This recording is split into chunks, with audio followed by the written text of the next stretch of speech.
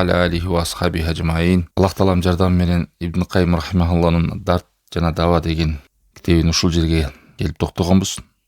Бул бөлүмдө адам күнөөгө жеңил карап, ошонун артынан келген натыйжалар, тобо кылбай, Аллах тааламдан кечирим сурабай, ошол жүрөккө күнөөнүн кандай чоң терс таасирлери бар жана анын натыйжасында жашоосунда кандай балелерге кептелет, акырети кандай болот, ошонун артынан зыяндарын эскерүүдө. Ушул бөлүмдө күнөөнүн акыбетинен, жазаларынан тобо кылбай, истигфар кылбай, кайтпай улантып жүрө берсе, адамга берген дагы бир терс таасири бул Аллахка моюн сунуу адамга оор болот дагы, жана бир жерге жабышып калгандай эле, чоң ташты көтөрө албагандай эле кичинекей ибадаттар адамга оор болуп калат. Аябай оор болуп калат. Ошон үчүн ушу жабышып бир жерине калып калат, дайыма кечигип калат. Айтор рахат болгон ибадат ал адамга кыйын болот. Напсиз да тартпайт. Мына ушул пайгамбар алейхиссалату вассаламдын доорунда дагы заманында мунафыктарды да Алла таалам сүрөттөп, Тавба сүрөсүнүн 46-аятында мындай дейт. Мунафыктар чоң күнөөдө жүрдү да, тобо кылбай, ыймандын ичиндеги капырчылыгын жашырып, мусулман момундардын арасында жүрдү да. Алла таалам ошолорду сыпаттап мындай деп атат. Валакин карихаллаху инби'аthahum фатhabbatahum ва кийла уқуду ма'ал қаидин. Бирок дейт, Аллах таалам алардын мусулмандарга, момундарга кошулуп, жихадка, согушка чыгышын Аллах таалам жек көрдү дейт. Ошондуктан аларды ошол үйлөрүнө жабыштырып, калтырып, кечиктирип койду дейт. Андан кийин айтылды аларга дейт, силер отургандар менен, ушу кечиккендер менен, калгандар менен калгыла деп. Мындайча айтканда, кийин ал мунафыктар согуштан мусулмандар келгенде, жихадтан келгенде актанышкан да, пайгамбарга актанышкан. Ой, биз укпай калдык, кечигип калдык, билбей калдык, же болбосо ар кандай шылтоон айткан, ооруп калдык, же бир иштери чыгып калды, шылып түрлүү түркүн шылтоолорун айтышкан. Бирок бул шылтоо эмнеден жаза десе, эмнеге кечикти ушундай улуу амалдан мусулмандардын жамааты. Алардын ушул күнөөдө жүрүшүндө Алла таалам тобо кылбай жана экичиликтө жүргөндүгүнөн жаңа айтпады бе, ат-тафбиту анит-тоа. Ибадат аларга оор болот дагы, Алла таалам аларды чыгышын жактырбады. Алар менен барышын Алла таалам каалабады. Ошон үчүн кечиктирди, ошол жерге жабыштырып, үйлөрүнө калтырып койду. Мындайча айтканда, пайгамбар алейхиссалату вассалам менен ошо жортулга чыкпай калышы өзү жаза болду. Алар кандай шылтоон айтса дагы. Муну Табук согушунда болгон ушул окуя. Дагы аятта мындай дейт. Лау хараджу фикум ма задукум илля хабала ва ла аудау хилалакум ябгунакум фитна ва фикум саммауна лахум дейт. Эгер ошо мунафыктар силер менен согушка бирге чыга турган болсо жортул, анда алар силерди кайра артка тартат дейт. Силерди сабыңарды бузат деген. Ортоңорго от жагат, фитнаны ойготот. Керек болсо бул адамдардын араңарда шпиондору бар деген. Көздөрү бар деп коет да. Ай, согушка барып эле койгула, жихадка чыкпагыла, пайгамбар менен жүрбөгүлө, сахабалар менен барбагыла, бул согуш чоң болот экен, кыйрап өлөт экенбиз, талкаланат экенбиз, алардыгы мындай тигиндей деп, ар кандай ушактарды айтып, мусулмандарды артка тартуучу сөздөрдү сүйлөмөк да, чогуу чыгып алса да. Жанымдагы адамдардын баарын артка тартмак. Мына ушуларды Алла таалам силердин катарыңарга кошкон жок дейт. Хадихил хикма би анналлаха саббатахум. Мына ушул Алла тааламдын хикматынан аларды таштай кылып жабыштырып үйлөрүндө калтырып койду. Мусулмандарга, момундарга зыян бербеш үчүн. Себеби алар кошулса эле же ушак сүйлөйт, же бири-бирин кайрыштырып от жагат, же мусулмандарды коркутат, жаман маалыматтарды айтат, ар кандай шубхаттарды айтат. Биз куруп кеттик, биз өлүп калабыз, биз талкаланабыз, биз жеңилебиз, бизде эч кандай пайда жок. Мына ушундай сөздөрдү, негатив, үмүттөрдү сындырып үзө турган сөздөрдү сүйлөгөн. Алла таалам буларды мунафыктарга жаза кылып, мусулмандардын сабынан, жамаатынан бөлүп салган. Ошон үчүн Алла таалам алардын саптарына кошулуп, бирге барышын жаман көрдү. Фатаббатахум анил хуруж ма'ал му'минин. Момундар менен бирге чыгышынан тоскоол кылды да, Алла таалам калтырып койду. Бул бизге пайда. Ар бирибиз мисалы ушул намаздарга, Алла тааламдын буйруктарына, жакшы иштерди жасоодо, жамандыктардан тыйылууда, тестияр, шамдагай, Аллахтын буйругу келгенде жанантип кайсалактап, экеленип, анан ойлонуп, элден коркуп, анан муну тигил деп ошентип кыйшалаңдап жүрө берген адамдар, Кудай сактасын, же болбосо күнөөлөрдөн тобо кылбай, ошону билсе да тыйылбай, напсисине ээрчип улантып жүрө бере турган болсо, ушул адам ушундай сыноо менен сыналат. Ал кандай сыноо? Ибадаттар оор болуп баштайт. Окуган намазың оор, кылган зикириң оор, Аллах Тааламды эстебешиң аз. Айтор, наоборот, бузук иштер жеңилделип, сооп иштер оорлоп баштайт. Мына ошон үчүн мунафыктарды эки жүздүүлөр эмне деген? Аллахты аз гана эстейт деген. Аллах сактасын. Анан адам кечиге берет жакшылык иштерден, жана тоободон, истигфардан кечиккен сайын, күнөө иштен уланып берген сайын ал адам ушундай жакшылыктардан коргала берет. Анан акыры барып, ана Аллах Таалам кылган ибадатын да жактырбай калат да. Жанагы күнүмдүк турмушта деле иниң болобу, же балдарың болобу, каяш айткан, укпаган кежирлер бар го. Бир нерсеге жумшасаң 10 сөз сүйлөйт мисалы. Анан жумшагың деле келбейт да, өзүң эле кылгың келет. Аллах Тааламдын буйруктарында, тыюусунда ушундай кашаң болсо, тестияр болбостон, тообосунда, истигфарында, буйруктарды аткарууда жалкоо болсо, кайдыгер болсо, бош болсо, Аллах Таалам ал адамды ибадатына, жакшылыкты кылуусуна, жаманды таштоосуна муктаж эмес да. Өзүнө жакшылык каалабаса, умтулбаса, таштап коет. Ибадаттар ал адамга оор болуп калат. Мына бул мунафыктардагы ошол мунафыктык күнөөсүн таштабагандыгын кандай жакшылыктардан кур калды.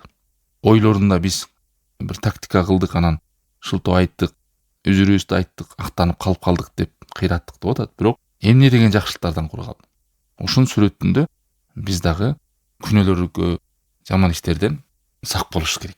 Күнөөгө түшүп калсак, тез арада тообо кылып, истигфар кылып, Аллах Таалам кайтуу керек. Ушундан улап дагы ошо адамга терс таасиринде жалкоо болот экен, денеси оор болот экен, денеси бош болот. Ушу менен чектелбейт, мунун таасири өсөт. Жүрөгүнө катуу сокку бергенден кийин бул күнөө адамдын кулагы укпай баштайт. Мындай айтканда акыйкатты укпай баштайт. Андан ары көзү көрбөй баштайт, акыйкатты көрбөй. Андан ары тилине сокку берет, тили акыйкат сүйлөбөй калат. Оозунан чыкса келжиреген, шариятка каршы былжыраган ар кандай жаман сөздөр чыга баштайт, Кудай сактасын. Кесир сөздөрдү, балээ сөздөрдү, тетир сөздөрдү откайсаң бокко качкан ушундай бир адам, Аллах сактасын, жүрөк бузулгандан кийин кулагы укпай, жакшылыкты, акыйкатты, көзү көрбөй акыйкатты, анан тили дагы сүйлөбөй калат. Бакара сүрөсүнүн 171 аятында Аллах Таалам айтат: "Суммун букмун уммиюн фахум ла яқилун". Алар дудук, акыйкат сүйлөбөй. Алар керең, кулактары укпаган, алар сокур, көрбөгөн. Алар эч убакта акылдарын иштетишпейт дейт. Бул чыныгы жанагы кулак укпаган, көз көрбөгөн, сүйлөбөгөн, дудук адамдарда айтылган эмес туугандар. Булар көзү бар, бирок ошо көз менен акыйкатты көрүүгө пайдаланбаган. Кулагы бар угат, бирок кулакты акыйкатты укканга пайдаланбаган. Тили бар, сайраган, бирок ошо тилин Аллах Тааламды даңазалап, акыйкатты сүйлөй албаган, колдоно албаган. Бирок адамдын көзү көрбөсө дагы, кулагы укпаса дагы, тили сүйлөй албаса деле акыйкатты ээрчиген адам, ал угат, ал көрөт, ал сүйлөй алат. Ал эми чыныгы кур калган адам, ушул 3 орган бар болсо дагы, ошону жакшылыкка колдоно албагандыктан ал чыныгы майып адам. Ойнама каламуху фил батил, сүйлөсө жалган сүйлөйт, көрсө жалганды гана көрөт, акыйкатты көрө албайт. Жана эч убакта мээсинде, акылындагы бир сабак, өрнөк, айбарат, бир нерселерден пайдалуу деген нерсеге мээсин иштетпейт. Чыныгы майып адам колдоно албайт. Себеби ал караңгылык, себеби ал адамдын жүрөгү караңгылык. Мына ошол жүрөк анан өлгөндөн кийин ал денеге тебет. Чыныгы сокурлук, чыныгы дүлүйлүк, чыныгы дудуктук бул жүрөктөн. Жүрөк кандай болсо, анан органдар барып ошону ээрчийт. Жүрөк сокур болсо, калганда сокур болот. Жүрөк дудук болсо, калганда дудук болот. Аллах Таалам Куранда Хаж сүрөсүнүн 46-аятында мындай дейт: "Афалам ясиру фил арди фатакуна лахум кулубун яқилуна биха, ау аданун ясмауна биха". Алар эмне жер бетинде басып, мындай бир жүрөктөрү жокпу сезе алган. Жүрөктөрү жокпу акыл жүгүртө алган деген. Жер бетин кыдырып карабайбы дейт. Кулактары жокпу уга алган. Көздөрү жокпу көрө албаган. Чындыгында көздөр сокур болбойт, валакин та'мал кулубиллати фис судур. Чындыгында акыйкатта көкүрөктөгү жүрөктөр сокур болот деген. жер бетинде кыдырып жүрсө деле эч кандай пайда албайт. Мисалы кээ бир туристтерди байкайсыңар. Иорданияга барат, анан пирамидага барат, ар кандай мурунку доордогу адамдардын жермен жексен болгон, ар кандай кырсыктарда, балелерде өлгөн, капырчылыкта жүрүп өлгөн ошолор жерлерге барат. Эч кандай байкасаңар. Малдай эле эстер ооп карап, ой, кооз экен, анан сонун экен, тарыхый жер экен деп коет. Бирок ушул жерде кандай өлүммен өлдү? Ушундай кырсыкка, балеге эмне себептен кептелди? Кайсы себептен дуушар болду? Эмне Аллах Тааламдын наалатына калып, каарына калган себеби эмнеге болду? Эми биз дагы ушулардын жолуна түшпөш керек да деген бир ибарат, өрнөк сабак албайт. Мына ошол көздөр менен көрүп атса деле, кулактар менен тарыхыйды угуп атса деле пайдаланбайт. Себеби жүрөктөрү сокур. Ошону кызыгып көрүп, мен баланча жерди көрүп келдим, кыйратып келдим, турист болуп келдим деген сөздөн башка эч нерсени укпайсың. Цивилизация, анан мактанат, мен баланча өлкөгө барып келдим, шундук экен, зор экен, чырайлуу экен, сонун экен, болду. Ошолордун ошондойго кептелип калышына, дуушар болушуна, капырчылыгы, Аллах болгон тоң моюндугу, зулумдугу болгонун эч эске алышпайт. Айбарат алышпайт. Алла Таалам Намл сүрөсүнүн 52-аятында айтат: "Фатилка буютухум хавиятун бима заламу" дейт. Алардын талкаланып, жер менен жексен болуп, асалары барго, үйлөрү бузулуп калганы бар. Ушунун баары эмнеден болду? Зулумдук кылганынан болду. Кээ бирлер кыйкырык үн менен, кээ бирлер жерге жексен болду, кээ бирлерин от түштү, кээ бирлерине таш түштү. Мунуку доордо белгилүү да кандай абалдарда Аллах Тааламдын ачуусуна тийип, каарына, лаанатына түшкөн адамдардын издери, ошолордун абалдары бүгүнкү күндө да бар да. Ошол эле араб өлкөлөрүндө бар, Иорданияга окшогон ошол мурунку Аллахтын каргышына калган Самут элинин асарлары бар. Эч кандай ушундай тараптан карашпайт. Балким аларды улуктайт. Кээ бирлер мактанат ушундай цивилизация бизде жана наалатталып калган, каргышка калып, капыр болуп Аллахтын алдында жермен жексен болуп өлгөн ушундай биздин туристтик зонабыз бар.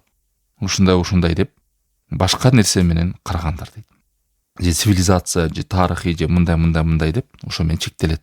Жүрөк сокур. Ибн Кайым рахималла айтат, мен сөзүмдө дейт, бул жерде айтууда мен адамдын бая сезе ала турган көзү бар да, көрүп аткан. Адамдын көзү ооруп, ар кандай майып болуп калышы мүмкүн, көзү көрбөй калышы мүмкүн. Андай нерсени айтпай атам дейт мен. Адамдын көзү курч болушу мүмкүн. 20 метр, 30 метрден тамгаларды окуп коюшу мүмкүн. Айды көрүп коюшу мүмкүн. Андай көздү айткан жок беди. Жүрөктү айтып атам дейт. Жүрөктөгү сокурчулукту айтып атам дейт. Ал эми мындай живой көргөн, сезе ала турган, ал капырда да, момунда да боло берет. Бузукуда да мындай деле көрө берет. Ал эми көкүрөктүн сокуру болгондугу бул жана капырларда, бузукуларда, ошолордо дейт. Ал эми мындай чыныгы майыптыктар бар да, белгилүү. Чыны көз көрбөй калат, буту аксап, чолок болуп калат, майып болуп калат. Алла Таалам аларга керек болсо не кылган? Жихадты да үзүр берген, согушка чыкпай коюуга мүмкүнчүлүгү бар. Себеби көзү көрбөйт, же буту жок, же колу жок. Алла Таалам айтат, аларга кыжалат жок, эч кандай милдет эмес деген. Муну эмнеге келтирип атат Ибн Кайым рахимахулла? Маселе ушу көздүн сокур болуп бир адам көзү көрбөй турган болсо, мен ошон үчүн көзүн көрбөйм деп айыптабасын, аны өзүнө албасын. Анын көзү көрбөсө дагы акыйкатты ээрчсе, аны жүрөгү сокур эмес ал адам. Бери көзү көрсө да, кулагы угутса да, тили сүйлөсө да, жүрөгү сокур болгон адамдарды айтып атат. Болбосо пайгамбар саллаллаху алейхи вассалам билесиздер, Абаса сүрөсүндө жанагы Меккенин бай манаптарына, Курайштардагы жана мушриктерге, башчыларына дават кылып атканда келди го сокур киши. Абаса ва тавалла. Анан аңжа ахул ама, сокур адам келсе, пайгамбар алейхиссалату вассалам андан жүз бурду дейт. Ким деген эле? Ибн Умм Мактум. Бирок ал адам сокур болсо да, көзү көрбөсө да, көрдүңүздөр, зыян берген жок көрбөгөндө. Көрбөсө да келип атат. О Мухаммад, айтчы гана насаатыңан, кабар берчи, мен угайын сени деп атат. Себеби ал адамдын жүрөгү тирүү да. Жүрөгү ойгоо, жүрөгү көрүп турат. Ал эми пайгамбар алейхиссалату вассалам тигилер менен алек болгондуктан сен кое турчу дегендей кылып, жүзүн бурган да. Аны кемситкендигинен эмес. Ушул жактагы жана башчылар дават тугуп, акыйкатты билип калса, чоң жакшылык болот эле деген умтулуунун айынан тигиден баягы жүзүн буруп койгон да. сөзүмдү аяктап алайын, бул жака даватымды айтып калайын деп. Ушул аят түшкөн. Сокур киши келди эле, пайгамбар алейхиссалату вассалам андан жүзүн бурду. Ома юдрик аля аллаху яззака, кайдан билесиң, балким ушул сокур деген киши насаатыңан пайда алат. Насаатың ошол адамга пайда берет. Ал эми жанагы жүз бургандар деп капырларды айтып атат. Fa anta lahu tasadda. Аларга сен көңүл буруп атасың. Ома алайка алла яззак. Алар акыйкатка келбейби билбейсиң. Wa amma man jaa aka yas'a. Ал эми сага келген сокур адам, ал умтулуп атат. Wa huwa yakhsha. Ал коркуп атат. Fa anta anhu talaha. Сен ага көңүл бурбадың деп Абасадан 1-аяттан 10-аятка чейин түшкөн ушул окуя болгондо. Мындай чыкканда Аллах Таалам пайгамбар алейхиссалату вассаламды тарбиялап айтты да, сага келип умтулган адамга дават кыл. Жүз бургандарга, укпай аткандарга эмес, көңүл буруп эл угам дегендерге, сага бурулуп аткан адамдарга дават кыл деп эскертүү катары келген. Эми тажрыйбадан деле билесиз дейт. Кээ жана көз көрбөгөн адамдардын сезим талдары күчтүү болот. Көзү көрбөсө дагы билет да. Ал адамдын жүрөгү акыйкатты ээрчигенби, көзү көрбөсө дагы, кулагы укпаса дагы керек. Тили сүйлөсө деле, тили сүйлөгөндө, көзү көргөндө, кулагы уккандай. Себеби ал адамдын жүрөгү тирүү. Мына бул жерден да көзү көрбөгөн Абдулла ибн Мактум зыян берген жок. Көздөрү көрүп турган, бийликте турган, байлыкта турган беркилер сайрап какшап түшүндүрүп атса деле, баш ийбей, исламды кабыл албай капыр болуп өтүп кетти. Көздөрүндө, кулактарындагы, тилдериндагы, байлыгында, мүмкүнчүлүгүндө пайдаланып акыйкатты эриче албады. Анан берде Ибн Кайым рахимахуллах ушуну мисалдап айтып атат да, дагы ошол мисалдар көп дейт. Пайгамбар алейхиссалату вассалам деле айткан го, күчтүү бул, денеси күчтүү же күрөштө жыккан күчтүү эмес. Чыныгы күчтүү ачуусу келгенде өзүн кармай алган адам күчтүү деп. Ошондой эле кедей адам, жакыр адам колун сунуп, нан берчи, акча берчи деп көчөдө жүргөн адам эле мискин болуп калбайт. Чыныгы мискин адам адамдардан сурабайт. Бирок ана адам жакындары, адамдар билет. Ошол адам муктаж экенин. Анан ага жардам берет деп хадистерде келген. Адамдардан кол сунуп сурабайт, ал адам муктаж болсо да сурабайт. Бирок анын муктаж экенин аны жакын адамдар билип коет. Бул жерде ошо айтайын дегени мисал келтирди. Көздү, кулакты, тилди жана ошондой эле күчтүү адам күчү болуп туруп деле ошо күчүн пайдалана албайт. Мүмкүнчүлүгү бар болуп деле адам пайдалана албашы мүмкүн эгер жүрөгү өлүп калса. Адам сурагандай болуп көргөзөт, бирок ал чыныгы мискин эмес. Сурабаса да адам муктаж болушу мүмкүн деп ушуларды мисалдады. Негизги максат күнөөнүн акыбети мына ушундайга алып барат дейт. Жүрөктү майып кылат. Жүрөк майып болгондон кийин адамдын көзү сокур болот, кулагы керең болот, оозу тутук болот. Бул кайтинки жанагы адам жүрөгү отурганда ушундай төмөн жакка түшүп кетет. Басып жүрө берет, угуп, сүйлөп адамдардын арасында. Бирок ал адамдын жүрөгү төмөн жакка түшүп кеткенин өзү да билбей калат. Анын белгилери болот. Ошо жүрөгү ыплас нерселерди сезет, бузуктуу нерселерди ойлонот, тилине, кыймыл аракеттери, жакшылык иштерге жанаша албайт, жакындай албайт. Жаман иштерден жүрөгү рахат алып калат. Ошон үчүн салафтарда айтканда, чындыгында бул жүрөктөр айланып жүрүүчү деген, кыдырып жүрүүчү, сейилдеп жүрүүчү.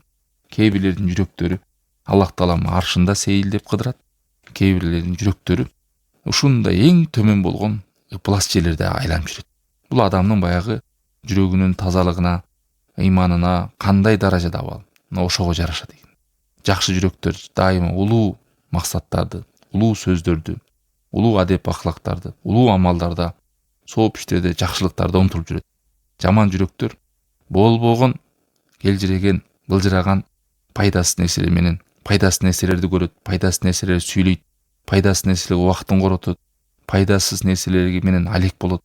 Кудай сактасын, пайдасыз эч кандай ушундай же дүйнөсүнө эмес, же акыретине кайтпаган нерселер менен алек болуп, өмүрүн текке коротот. Ушунун баары кайдан келди? Жүрөктүн абалына жараша. Бул жүрөк эмеге эле окшоштура берем да, бул аппак бакта бар го. Сүткө салсаң, сүт чыгат, чыксаң, сүт чыгат. Таза сууга салсаң, таза суу чыгат. Кир кара сууга салып туруп чыксаң, кара суу чыгат. Жана фильтрдей да. Эмнеге кандай суюктукка салсаң, ошону жана губка сиңирип алат го. Вот жүрөк ушундай эле да. Анан аны сыксаң сүт чыкпайт да, же таза суу чыкпайт, капкара сууга салгандан кийин. Ушундай жүрөк булгангандан кийин адам дерги органдарына ошол чачырайт. Анан ошон үчүн кээде адамдар таң калат, ушундай эле акыл эстүү чоң эле адам экен кантип ушундай кадамга барды, кантип ушундай абалда жүрөт деп мисалы. Жүрөк булганган. Ал үчүн тооба кылыш керек, катасын моюнга алыш керек. Аллах Таалага жалбарып, истигфар кылып, ошол жаман амалды ташташ керек. Анан алхамдулилля оңолот. Жогоруда айтканда адам периштедей болуп, тим эле аппак жүрө албайт. Маселе ада эмес. Адам ката кылып алат. Ар бир адам ката. Бул ката кылуучунун эң жакшылары кимдер? Тооба кылгандар. Ошон үчүн бизге Аллах Таалам тообанын эшигин ачык койгон. Мына момундун жүрөгү, ойгоо жүрөк, таза жүрөк дайыма пайдалуу нерселер менен алек болууга, улуу нерселерге умтулат. Таза, шарапаттуу, жакшы нерселерге умтулат. Ал эми булганып калган жүрөк дайыма жиркеничтүү, жаман, бузуку нерселерди, шахават, арам нерселерди эңсеп турат. Кээ бирлер бар, оюш планы канткенде бузук ишти кыла алам, канткенде мурдайм, канткенде бирөөлөрдү барып уруштурам, канткенде айтор жаман нерселер менен алек. Ою дагы, сөзү дагы, укканы дагы, көргөнү дагы, жүргөнү дагы, кылганы дагы амалы баары жаман нерсеге. Же бул дүйнөсүнө пайда бербейт, же акыретине пайда бербейт. Себеби жүрөк падыша.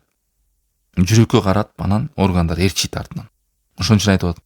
Кээ бирлердин жүрөгү арышты айланып жүрөт. Куналган санафтан сөз. Кээ бирлердин жүрөгү каякта айланып жүрөт? Бузуку, мусор жактарда айланып жүрөт. Ушак кеп тигиндептир, анан ментиптир, тигинтпир деп бүт пайдасы нерсе менен. Же дүйнөсүнө пайда жок, же акыретине пайда жок. Аллах Таалам баарыбызды пайдалуу нерсе менен алек болууга насип кылсын. Напсилерибизди тазартууга, жана жакшы амалдарга умтулууга, жаман иштерди таштоого, тоого бет алууга, көп истигфар кылууга, акыретибизге, бул дүйнөбүзгө пайдалуу, пайдасы менен кайта турган иштер менен алек болууга насип кылсын. Жаман иштерден, бузук иштерден, күнөө иштерден бизди сактасын.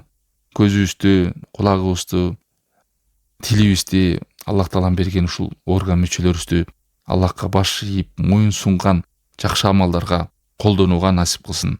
Ва саллаллаху таала аля хайр халкихи ва аля алихи ва сахби ажмаин.